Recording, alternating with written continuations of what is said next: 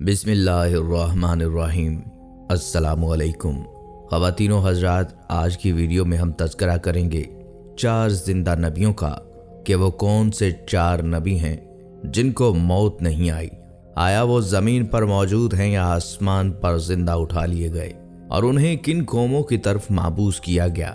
ख़वातीन व हज़रात, अंबिया कराम की ज़िंदगियों का अहवाल भी आपको बताया जाएगा, लिहाजा इस वीडियो को स्किप मत कीजिएगा, आखिर तक साथ रहिएगा। करोड़ा साल पहले अल्लाह पाक ने इस कायनात को तख्लीक फरमाया और फिर हज़रत आदम अलैहिस्सलाम के ज़रिए इसमें इंसानी ज़िंदगी की बुनियाद रखी। इस तरह अल्लाह पाक ने इस रूए ज़मीन पर बेशुमार कौमों को आबाद किया और उन कौमों की तरफ अपने बेशुमार अंबिया कराम माबूस फरमाए। हर एक कौम की तरफ अंबिया कराम उनकी हिदायत के लिए तशरीफ़ लाते रहे, यहाँ तक कि ज़मीन पर कमो बेश 1,24,000 अंबिया कराम जलवा अफरोज़ हुए। फिर अल्लाह ताला ने अपने प्यारे हबीब हज़रत मोहम्मद मुस्तफ़ा सल्लल्लाहु अलैहि वसल्लम पर नबूवत का दरवाज़ा बंद कर दिया। अब क़यामत तक कोई भी नबी इस दुनिया में तशरीफ़ नहीं लाएगा, इसलिए आप सल्लल्लाहु अलैहि वसल्लम ख़ातमुन नबिय्यीन कहलाए। इस तरह बेशुमार अंबिया कराम अपने अपने वक्त में अपनी अपनी कौमों की तरफ आए और दुनिया से वापस चले गए, लेकिन 4 अंबिया कराम ऐसे हैं जो आज भी ज़िंदा हैं और लोगों की मदद कर रहे हैं और उनको राह हिदायत की तरफ बुलाते हैं। ये 4 अंबिया कराम कौन कौन से हैं और अल्लाह ताला ने उन्हें किस वजह से ज़िंदा रखा है और उनके ज़िंदा रहने की कौन सी वजूहात हैं। ख़वातीन व हज़रात, हदीस और मुख्तलिफ रवायात की रोशनी में 4 ऐसे अंबिया कराम का जिक्र मिलता है जिनको आज भी अल्लाह ताला ने ज़िंदा रखा हुआ है। और ये नबी कब तक ज़िंदा रहेंगे? पहले नबी जिनके ज़िंदा होने का जिक्र कुरान से भी मिलता है वो हज़रत ईसा अलैहिस्सलाम हैं। सैयदना ईसा इब्न मरियम अलैहिस्सलाम अल्लाह रब्बुल इज़्ज़त के वो जलीलुल क़द्र नबी और रसूल हैं जो हजूर नबी अकरम सल्लल्लाहु अलैहि वसल्लम की बेइज्जत मुबारका से पौने 600 साल कबल कौमे बनी इसराइल की तरफ माबूस किए गए।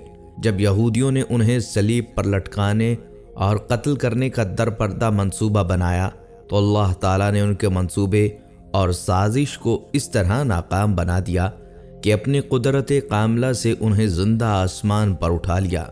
अल्लाह ताला ने हज़रत ईसा अलैहिस्सलाम के सख्त दुश्मन और आपके मंसूबा कत्ल में शामिल एक यहूदी की सूरत को बदलकर हज़रत ईसा अलैहिस्सलाम की सूरत जैसा कर दिया। आपके दुश्मन यहूदियों ने आप अलैहिस्सलाम के शुबा में उसे पकड़ा और सूली पर चढ़ा दिया। इस तरह हज़रत ईसा अलैहिस्सलाम ना सिर्फ ये कि मसलूब होने से बच गए, बल्कि बतौर मौजज़ा ज़िंदा आसमान पर उठा लिए गए। अहादीस में मौजूद हजूर नबी अकरम सल्लल्लाहु अलैहि वसल्लम की पेशीन गोइयों के मुताबिक क़ुर्बे क़यामत हज़रत ईसा अलैहिस्सलाम दोबारा इस हाल में ज़िंदा ज़मीन पर तशरीफ़ लाएंगे कि आपने अपने दोनों हाथ 2 फरिश्तों के बाजुओं पर रखे होंगे। नमाज फ़जर के वक्त दमिश्क की मशरक़ी जानिब जामिया मस्जिद में आपका नज़ूल होगा। दज्जाल का कत्ल आपके हाथों होगा। आपकी शादी और औलाद के तहत आपका तबई विसाल होगा और ताजदार कायनात हजूर नबी अकरम सल्लल्लाहु अलैहि वसल्लम के पहलू में गुंबद खजरा के अंदर आपको दफन किया जाएगा।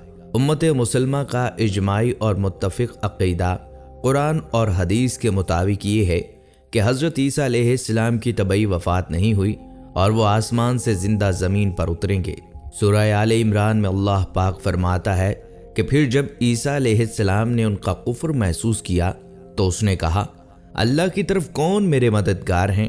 तो उसके मुखलिस साथियों ने अर्ज़ किया, हम अल्लाह के दीन के मददगार हैं, हम अल्लाह पर ईमान लाए हैं और आप गवाह रहना कि हम यकीनन मुसलमान। ऐ हमारे रब, हम उस किताब पर ईमान लाए जो तूने नाजिल फरमाई और हमने उस रसूल की इत्तिबा की, सो हमें हक़ की गवाही देने वालों के साथ लिख ले।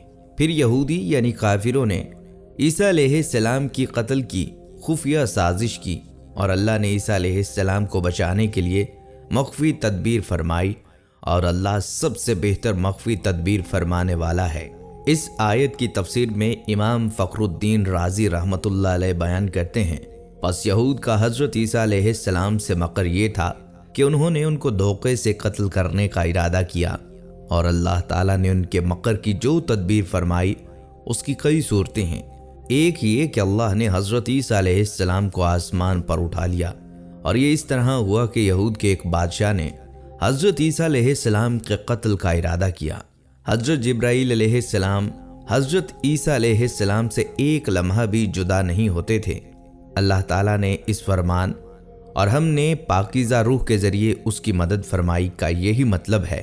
پس جب یہود نے حضرت عیسیٰ علیہ السلام کو قتل کرنے کا ارادہ کیا تو حضرت جبرائیل علیہ السلام نے ان کو ایک مکان میں داخل ہونے کا کہا۔ اس مکان میں ایک روشن دان تھا۔ جب وہ اس مکان میں داخل ہوئے تو حضرت جبرائیل علیہ السلام نے حضرت عیسیٰ علیہ السلام کو اس روشن دان سے نکال لیا اور آپ کی شبیہ ایک اور شخص پر ڈال دی۔ پس یہود نے اسے پکڑا اور عیسیٰ سمجھ کر صلیب پر لٹکا دیا۔ پس اس پر وہاں موجود ایک نے کہا کہ ہمارے درمیان معاذ اللہ خدا تھا، دوسرے نے کہا معاذ اللہ وہ خدا کا بیٹا تھا، تیسرے نے کہا وہ اللہ کے بندے اور رسول تھے۔ پس پہلے دونوں گروہ باطلا تیسرے مومن گروہ پر غالب آ گئے، حتیٰ کہ اللہ تعالیٰ نے حضور نبی اکرم صلی اللہ علیہ وآلہ وسلم کو محبوس فرمایا۔ المختصر، یہود کے ساتھ اللہ کے مکر کا معنی یہ ہے کہ اللہ تعالیٰ نے حضرت عیسیٰ علیہ السلام کو آسمان پر اٹھا لیا اور یہود کو حضرت مسیح علیہ السلام کے ساتھ دھوکہ دہی سے باز رکھا۔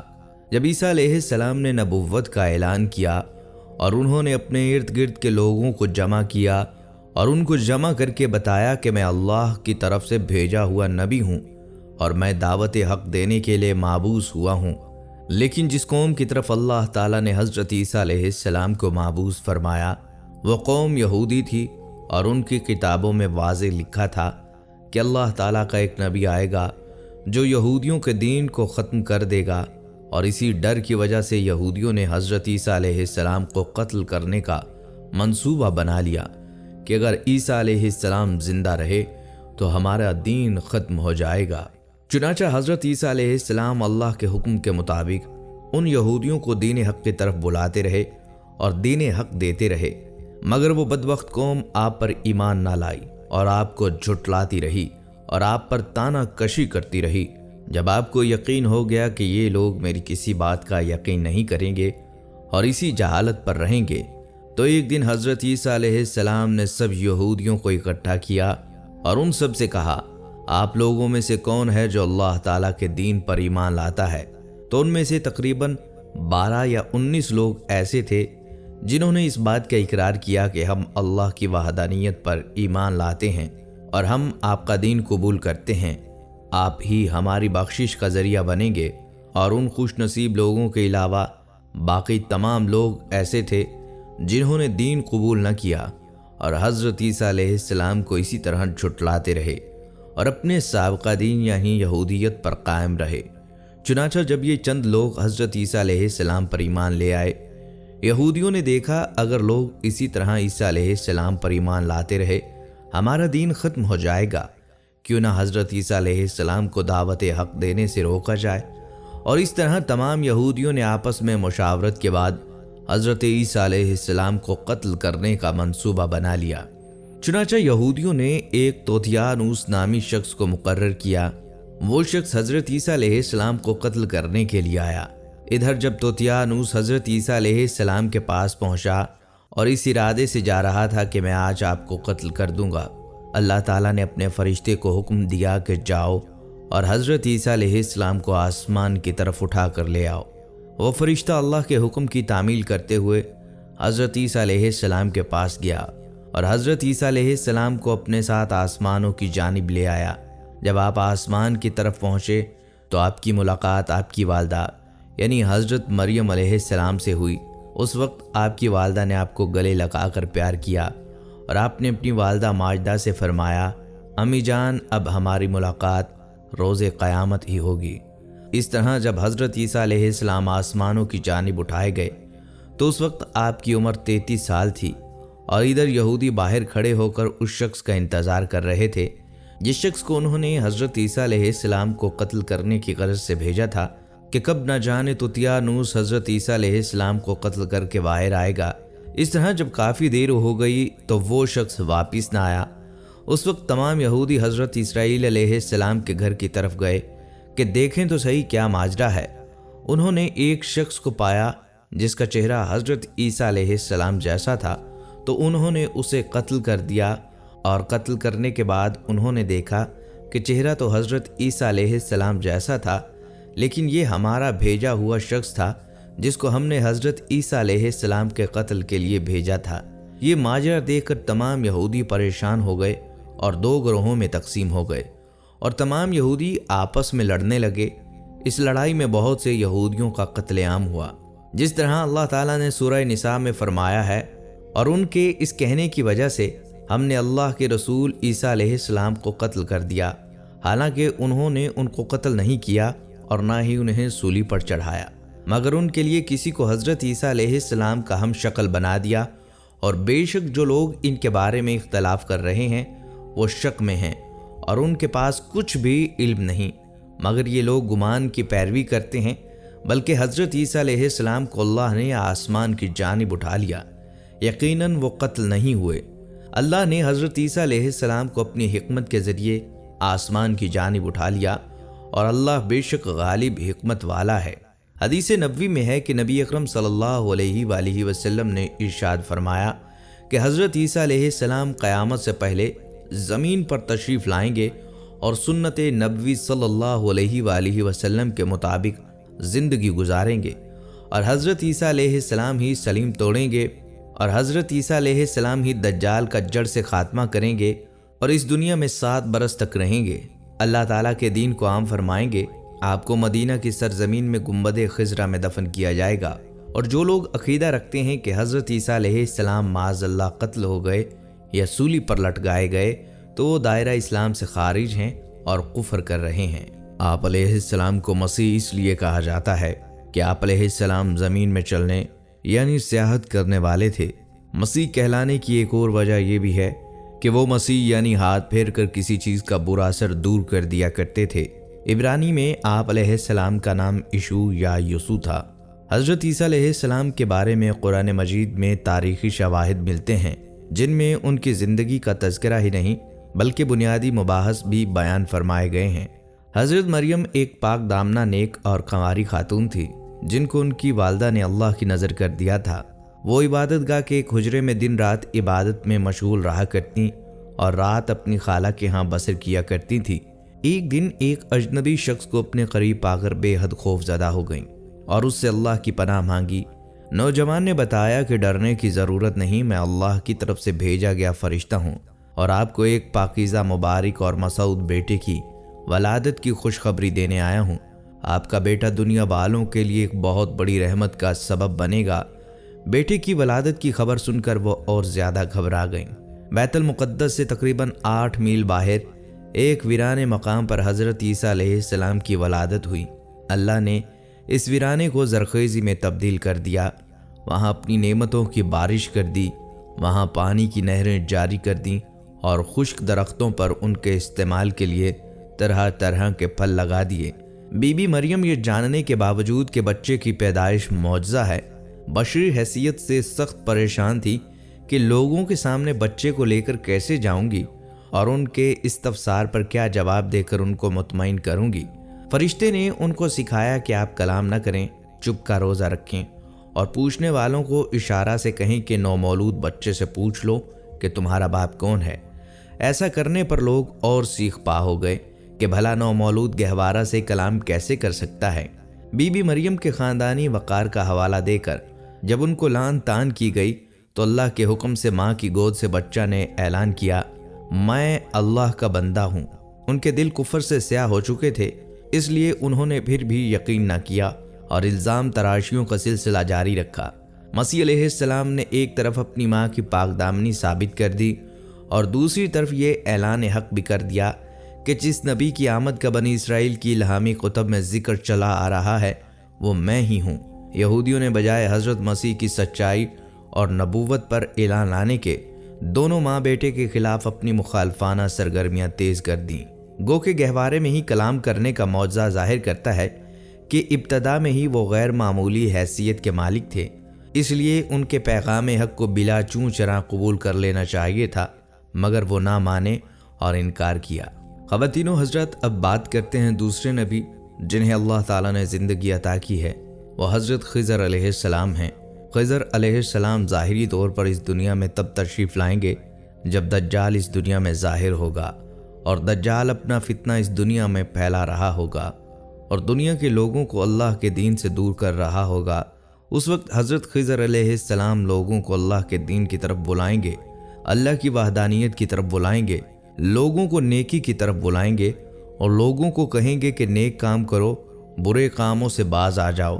ایک دوسری روایت میں آتا ہے کہ حضرت محمد صلی اللہ علیہ وآلہ وسلم اپنے صحابہ اکرام کو حضرت خضر علیہ السلام کا قصہ سنا رہے تھے۔ آپ نے فرمایا، حضرت خضر علیہ السلام کا باپ ایک بادشاہ تھا۔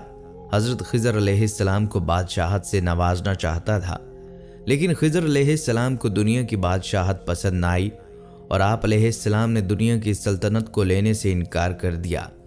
آپ نے اپنے والد گرامی سے کہا، میں اس دنیا کی سلطنت نہیں لینا چاہتا، تو اس طرح سے آپ اپنے والد سے ناراض ہو کر جنگلوں کی طرف چلے گئے، اور جہاں پر انہیں کوئی بھی نہ ڈھونڈ سکا وہ وہاں عبادت الہی میں مصروف ہو گئے، اور اسی دوران آپ کا گزر ایک آب حیات کے چشمے کے قریب سے ہوا، اور چشمے سے پانی پی کر آپ تا حیات زندہ رہنے میں کامیاب ہو گئے، اور آپ کا تا حیات زندہ رہنے کا ذکر کافی روایات میں ملتا ہے۔ حضرت انس رضی اللہ تعالیٰ عنہ نے ایک روایت نقل کی ہے کہ جب اللہ تعالیٰ کے پیارے نبی حضرت محمد صلی اللہ علیہ وآلہ وسلم کا ظاہری انتقال ہوا تو ایک بزرگ سارے مجمع سے ہوتا ہوا حضور محمد صلی اللہ علیہ وآلہ وسلم کے جسم اطہر کے پاس آ کر رک گیا، اور اس شخص نے کچھ پڑھا اور پھر واپس چل دیا۔ اس کے جانے کے بعد وہاں پر موجود صحابہ اکرام نے پوچھا یہ شخص کون تھا؟ اس مجمع میں سے کوئی بھی اس کو نہ جانتا تھا۔ تو اس وقت حضرت علی علیہ السلام بولے کہ میں اس شخص کو جانتا ہوں کہ حضرت خضر علیہ السلام ہیں۔ حضرت خضر علیہ السلام اللہ تعالیٰ کے حکم سے مصیبت زدہ لوگوں کی رہنمائی کرتے ہیں، اور حضرت خضر علیہ السلام لوگوں کی اصلاح کر کے ان کو اللہ کے حکم کے مطابق زندگی بسر کرنے کا حکم دیتے ہیں، اور آپ بہت ہی نیک اور خدا ترس انسان ہیں۔ اور بعض روایات کے اندر یہ بھی آتا ہے کہ حضرت خضر علیہ السلام کا ذکر حضرت ذوالقرنین کے ساتھ میں ہوتا ہے۔ ابن عباس سے مروی ہے کہ حضرت خضر علیہ السلام حضرت آدم علیہ السلام کے صلبی بیٹے تھے، ان کی عمر کو دراز کر دیا گیا یہاں تک کہ وہ دجال کی تکذیب کریں گے۔ حضرت خضر علیہ السلام کی کنیت ابو العباس اور نام بلیہ، اور ان کے والد کا نام ملکان ہے۔ بلیہ سریانی زبان کا لفظ ہے، عربی میں اس کا ترجمہ احمد ہے، خضر ان کا لقب ہے۔ حضرت خضر علیہ السلام حضور نبی اکرم صلی اللہ علیہ وآلہ وسلم کی زیارت سے مشرف ہوئے ہیں، اس لیے یہ صحابی بھی ہیں۔ حضرت خضر علیہ السلام کی حیات کے بارے میں ایک روایت یہ بھی ملتی ہے کہ حضرت آدم علیہ السلام نے فوت ہوتے وقت اپنے بیٹوں کو وصیت فرمائی تھی کہ میرا جسم تمہارے پاس ایک غار میں محفوظ رہنا چاہیے، جب تم غار سے نکلو تو میری نعش کو شام لے جانا اور وہیں پر مجھے سپرد خاک کر دینا۔ اس روایت کے آخر میں ہے، آدم علیہ السلام نے دعا کی تھی، جو مجھے دفن کرے اس کی عمر قیامت تک دراز ہو۔ آدم علیہ السلام کا جسد اطہر پڑھا رہا حتیٰ کہ خضر متولد ہوئے، انہوں نے آدم علیہ السلام کو دفن کیا۔ اللہ تعالیٰ نے آدم علیہ السلام کی دعا کو شرف قبولیت بخشتے ہوئے خضر علیہ السلام کی عمر دراز فرما دی۔ حضرت انس سے مروی ہے کہ آپ صلی اللہ علیہ وآلہ وسلم نے فرمایا، خضر سمندر میں اور یسی خشمی میں رہتے ہیں۔ یہ رات کو ذوالقرنین کی تعمیر کردہ دیوار جو اس نے عام لوگوں اور یاجوج ماجوج کے درمیان بنائی تھی کے پاس اکٹھے ہوتے ہیں، ہر سال حج اور عمرہ کرتے ہیں اور آب زمزم پیتے ہیں جو ان کے لیے 1 سال کے واسطے کافی ہوتا ہے۔ کہا جاتا ہے کہ حضرت الیاس علیہ السلام بیمار ہوئے، آپ نے موت کو محسوس کیا تو رونے لگے۔ اللہ تعالیٰ نے آپ علیہ السلام کی طرف وحی فرمائی کہ آپ کیوں رو رہے ہیں؟ کیا دنیا کی حرص میں رو رہے ہیں یا موت کے غم میں یا دوزخ کے خوف سے؟ آپ علیہ السلام نے عرض کیا کہ تیری عزت و جلال کی قسم، میرے رونے کا سبب ان میں سے کوئی نہیں، بلکہ میں تو اس غم میں رو رہا ہوں کہ میرے بعد تیری حمد کرنے والے حمد کریں گے لیکن میں نہیں کر سکوں گا، تیرا ذکر کرنے والے میرے بعد تیرا ذکر کریں گے لیکن میں نہیں کر سکوں گا، روزہ رکھنے والے بھی روزے رکھیں گے لیکن میں نہیں رکھ سکوں گا، नमाज पढ़ने वाले मेरे बाद भी नमाज पढ़ेंगे, लेकिन मैं नहीं पढ़ सकूंगा। तो आपने कहा, ए इलियास, मैं उस वक्त तक तुम्हारी मौत मौखर कर दूंगा जब तक दुनिया में कोई भी मेरा जिक्र करने वाला ना होगा, यानी क़यामत तक। जबकि खिज़र अलैहिस्सलाम की दराज़ी उम्र का सबब तफासिर में ये लिखा है कि आपने आब हयात पी लिया है।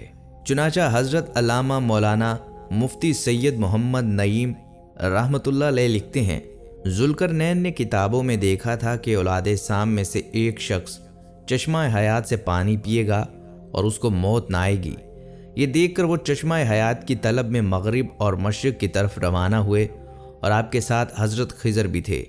तो वो चश्मा हयात तक पहुँच गए और उन्होंने पी भी लिया, मगर ज़ुल्करनैन के मुक़द्दर में ना था, उन्होंने ना पिया। आब हयात की हकीकत क्या है, इस बारे में इख्तिलाफ है। बाज़ लोग इसको अफसाने के अलावा कुछ नहीं समझते। इस इख्तिलाफ की बुनियादी वजह यह है कि आब हयात का तज़किरा ना तो कलामुल्लाह की किसी आयत में है और ना ही कलाम रसूल सल्लल्लाहु अलैहि वसल्लम की किसी रवायत में है। ख़वातीनो हज़रात, खिज़र अलैहिस्सलाम में एक ऐसी शख्सियत हैं जिनका बयान कुरान मजीद में खुदा के बंदे के तौर पर किया गया है, जिन्हें बड़ी हिकमत या इरफान वाला इल्म अता किया गया। मुख्तलिफ इस्लामी और गैर इस्लामी रिवायात में खिज़र को एक वली, ग़ुलाम या फ़रिश्ता के तौर पर बयान किया गया है। बहसीयत फ़रिश्ता वो नुमायां तौर पर इस्लामी बुज़ुर्ग इब्न अरबी के सरपरस्त की हैसियत रखते हैं। ये सब फ़र्ज़ी किस्से हैं जो जहालत की वजह से अवाम में मशहूर हो गए। इमाम क़र्तबी रहमतुल्लाह अलैह फरमाते हैं, जमहूर के नज़दीक वो नबी हैं। अगरचे कुरान में उनका नाम नहीं लिया गया, लेकिन इनका जिक्र इस्लामी स्कॉलर्स ने खुदा के नज़दीक एक नेक बंदे की हैसियत से किया है, जिन्हें इल्म दिया गया है। इस नेक बंदे के इल्म को मूसा अलैहिस्सलाम पर उनके साथ किए गए एक सफ़र में मूसा अलैहिस्सलाम पर ज़ाहिर किया जाता है। इस सफ़र में उन्होंने किश्ती में सुराख करने, एक नौजवान का कत्ल और कंजूसों की बस्ती में बिला मुआवजा दीवार की मुरम्मत करने जैसे कामों के पसे पर्दा अपने इल्म, जो कि उन्हें अल्लाह की जानिब से ख़ास तौर पर अता किया गया है, की बदौलत कहानी के आखिर में मूसा अलैहिस्सलाम पर वजाहत की। क्योंकि मूसा अलैहिस्सलाम ने आपके हर अमल को गैर मुनसिफाना और नामुनासिब समझा था। मुस्लिम स्कॉलर्स के मुताबिक हज़रत खिज़र अभी भी ज़िंदा हैं।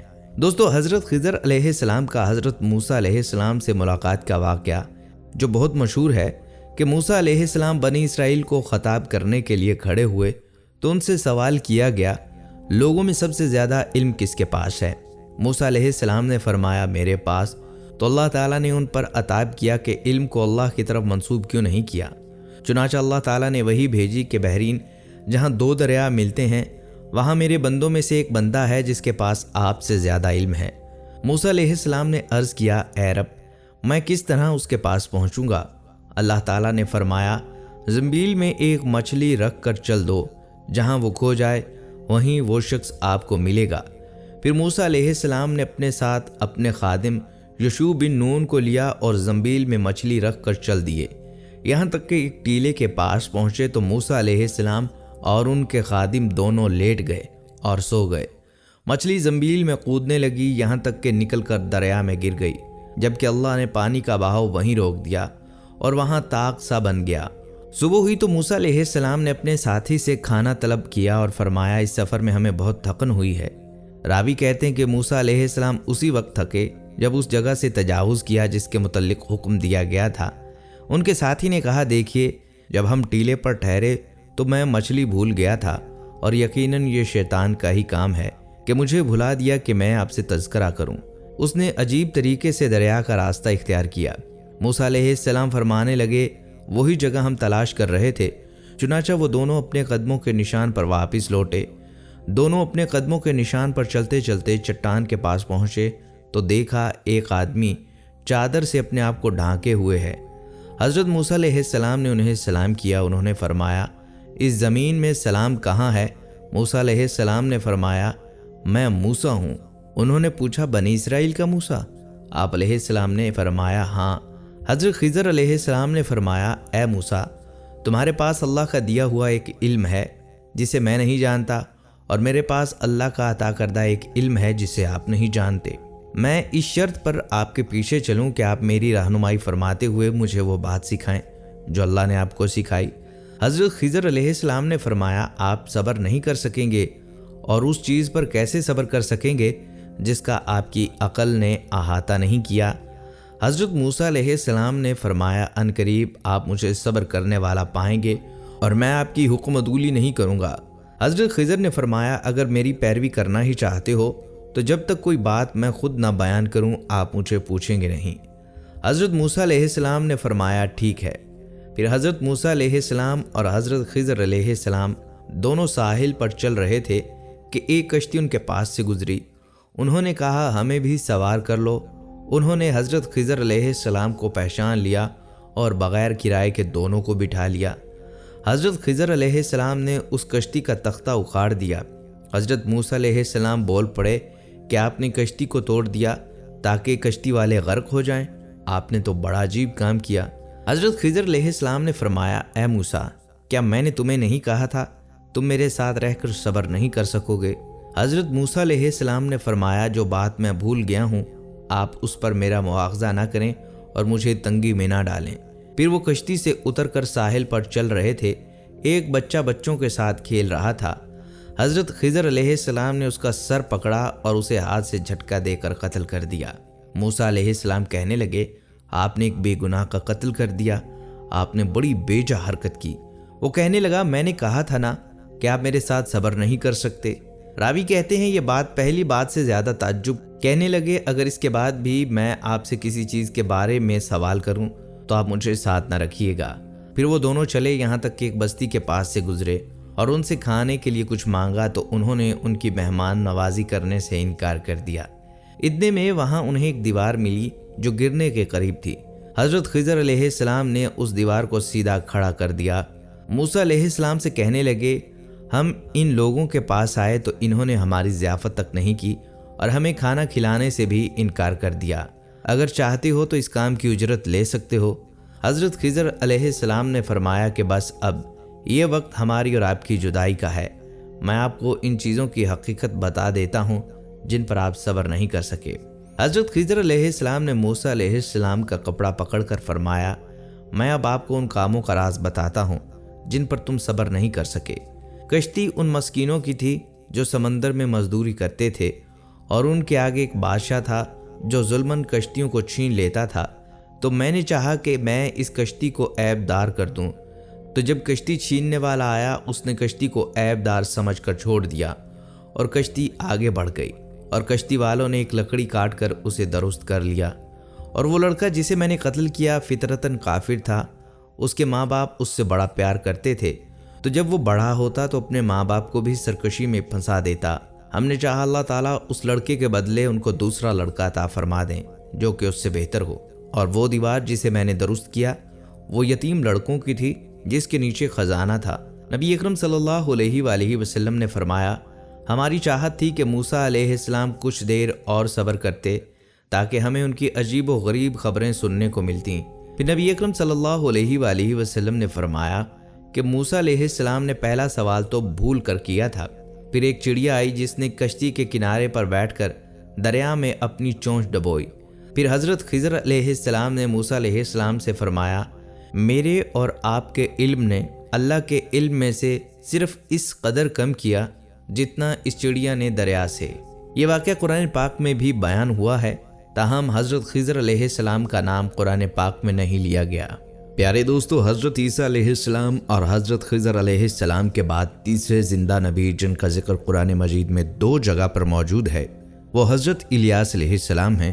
جس طرح کے تفاسیر میں بیان کیا گیا ہے کہ حضرت الیاس علیہ السلام کو ایک نورانی گھوڑے پر بٹھا کر آسمان کی طرف لے جایا گیا۔ اس بات کا تذکرہ حضرت انس رضی اللہ تعالیٰ عنہ کی ایک روایت میں ہے۔ فرماتے ہیں کہ میں اور حضرت محمد صلی اللہ علیہ وآلہ وسلم ایک پہاڑ سے گزر رہے تھے۔ وہاں سے گزرتے ہوئے ایک آواز سنائی دی، اللہ تعالیٰ مجھے بھی حضرت محمد صلی اللہ علیہ وآلہ وسلم کا امتی بنا دے۔ یہ آواز سنتے ہی اللہ تعالیٰ کے نبی نے مجھے حکم دیا، اے انس اس آواز کا پتہ لگاؤ یہ کون ہے۔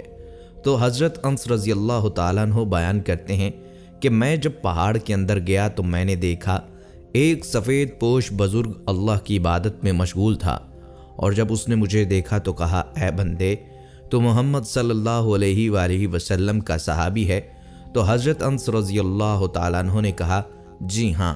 تو اس بزرگ نے کہا کہ میرا سلام حضرت محمد صلی اللہ علیہ وآلہ وسلم کو پہنچا دو، اور حضرت محمد صلی اللہ علیہ وآلہ وسلم کی بارگاہ میں عرض کرنا کہ الیاس علیہ السلام آپ سے ملنا چاہتے ہیں۔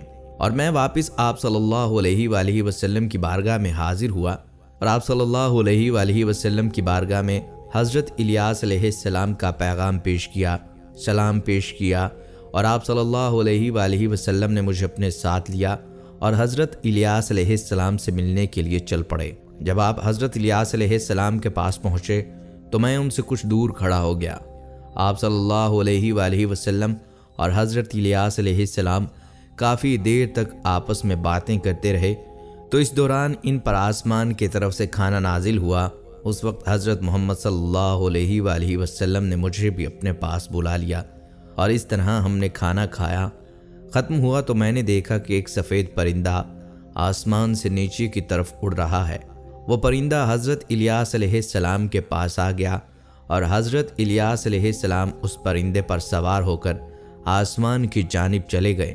بعض علماء کرام نے لکھا ہے کہ حضرت الیاس علیہ السلام اور حضرت خضر علیہ السلام ہر رمضان میں بیت المقدس میں تشریف لاتے ہیں، وہاں پر روزے رکھتے ہیں اور حج کے موقع پر حج بھی ادا کرتے ہیں۔ یہ دونوں نبی مختلف مقامات پر مصیبت زدہ انسانوں کی مدد کرتے ہیں۔ قرآن مجید میں ان کا نام الیاس بتایا ہے، اور انجیل یوحنا میں ان کو الیاہ نبی کہا گیا ہے۔ بعض آثار میں ہے کہ الیاس اور ادریس ایک نبی کے دو نام ہیں، مگر یہ صحیح نہیں ہے۔ اول تو ان آثار کے متعلق محدثین کو کلام ہے، اور وہ ان کو ناقابل حجت قرار دیتے ہیں۔ دوسرے قرآن عزیز کا انداز بیان بھی ہے کہ اس نے انعام اور صفات میں حضرت الیاس کے جو ان آثار کی تردید کرتا ہے، اس لیے اوصاف اور حالات قلم بند کیے ہیں۔ ان میں سے کسی ایک جگہ بھی یہ ارشاد نہیں ملتا کہ ان کو ادریس بھی کہتے ہیں، اور سورہ انبیاء میں ادریس علیہ السلام کا جس آیت میں تذکرہ ہے اس میں کوئی بھی ایسا اشارہ نہیں پایا جاتا جس سے ان دونوں پیغمبروں کے اوصاف اور حالات کی مشابہت پر بھی استدلال کیا جا سکے۔ قرآن مجید میں حضرت الیاس علیہ السلام کا سورہ انعام میں 2 دفعہ ذکر آیا ہے۔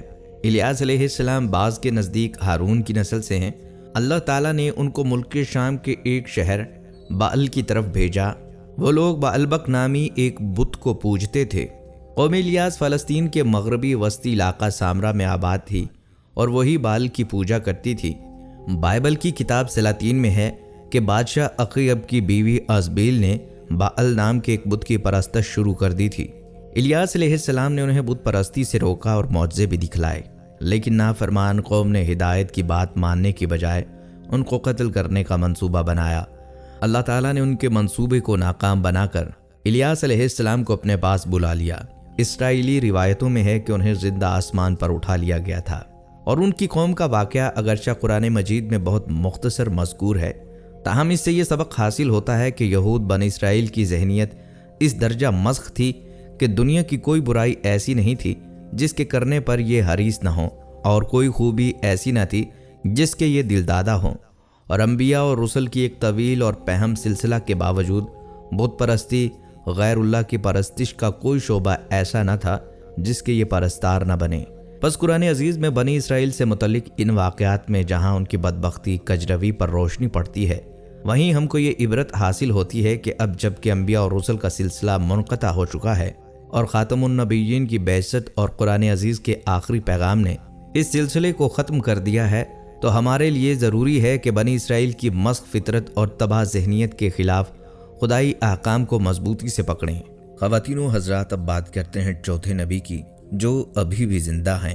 وہ ہیں حضرت ادریس علیہ السلام، جن کے زندہ ہونے کا ذکر بہت سی روایات میں ملتا ہے۔ جس طرح اللہ تعالیٰ سورہ مریم میں ارشاد فرماتا ہے، وہ ایک نیک اور پرہیزگار انسان اور نبی تھے، اور اللہ تعالیٰ نے ادریس علیہ السلام کو آسمان میں اٹھا لیا۔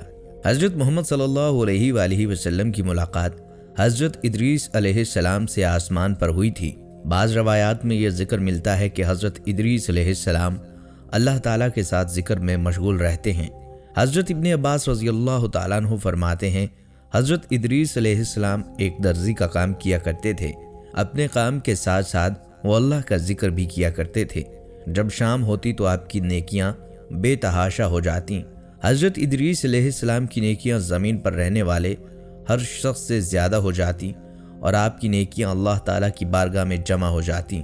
حضرت ادریس علیہ السلام اللہ تعالیٰ کے تیسرے نبی تھے جو حضرت آدم علیہ السلام اور حضرت شیس علیہ السلام کے بعد نبوت کے جلیل القدر منصب پر فائز ہوئے۔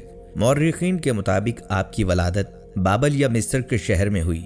روایات کے مطابق حضرت ادریس علیہ السلام نے دنیا میں لوگوں کو سب سے پہلے لکھنے، پڑھنے اور تعلیم حاصل کرنے کا درس دیا، بلکہ اپنی زندگی کا بیشتر حصہ اسی درس و تبلیغ میں صرف کیا۔